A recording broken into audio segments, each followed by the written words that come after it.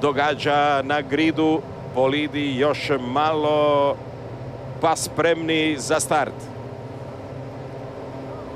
Desno Sebastian Vettel na vašim ekranima, lijevo Felipe Massa, iza Vettela Fernando Alonso, iza Masse Lewis Hamilton. Crvena svjetla se pale, sve je spremno za start prve utrke i kreće prva utrka ovogodišnje sezone svjetskog prvenstva Formule 1. Vettel naprijed, Massa ispred Alonsa, tamo Lewis Hamilton sa unutarnje strane pokušava. Alonso i Massa, Alonso je sa vanjske strane, Massa prolazi, ali Alonso sada ima bolju situaciju i prošao je Alonso. Tu je se već dimi iz jednog, čini mi se, Red Bulla. Da vidimo, je li to Red Bull Marka Webera, da.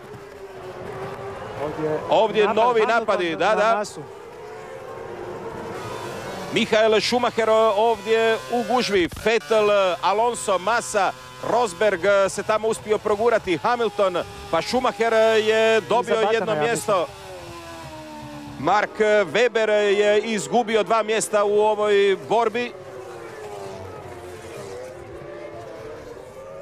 Vettel, Alonso, Massa, Rosberg, Lewis Hamilton, to je trenutni poredak. Neposredno nakon